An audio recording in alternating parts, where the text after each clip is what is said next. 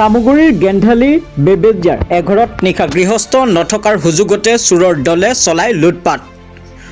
অকল যে লুটপাট চলালে এনে নহয়, চোৰৰ দলে ৰান্ধি বাঢ়ি উদয়পুৰাই এসাঁজ প্ৰীতি ভোজো খাই গ'ল।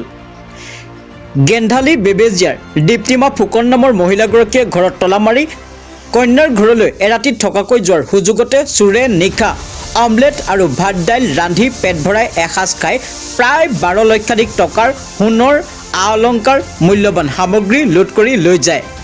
জানিব পৰা মতে চোৰৰ দলে পাকঘৰত ভাত ৰান্ধি খাই বৈ কিছু সময় বিচনাত জিৰণি লৈ আৰামত চুৰি কাৰ্য সংগঠিত কৰিছে।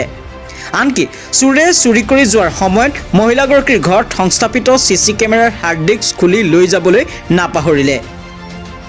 আজব দেশৰ আজব চোৰৰ কৰ্মকাণ্ড।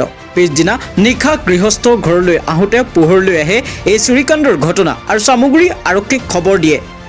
আৰক্ষীয়ে তৎপৰতাৰে অভিযান চলাই উক্ত চোৰৰ লগত জড়িত থকাৰ সন্দেহত কৰণ হেণ্ডিক নামৰ এজন যুৱকক আটক কৰিবলৈ সক্ষম হৈছে।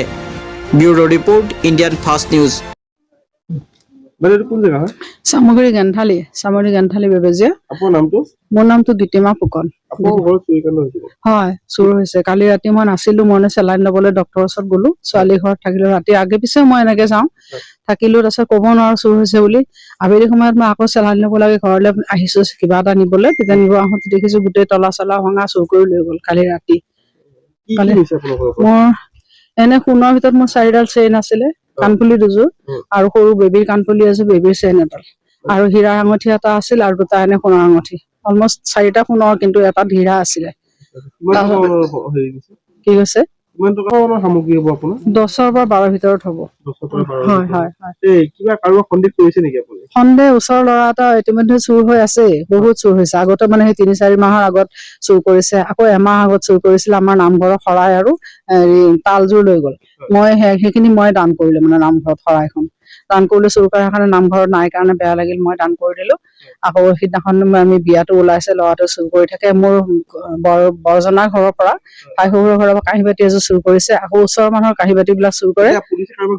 পুলিচে সেই ল'ৰাটোকে মই সন্দেহ কৰি দিছো, নাম দিছো। তাৰ নাম কৰণ হেণ্ডিক। তাৰ ঘৰ মোৰ বৰজনাৰ মুখে মুখে অকমান আগলৈ। হয়, চামুগুৰি আমাৰ ঘৰৰ ওচৰতে।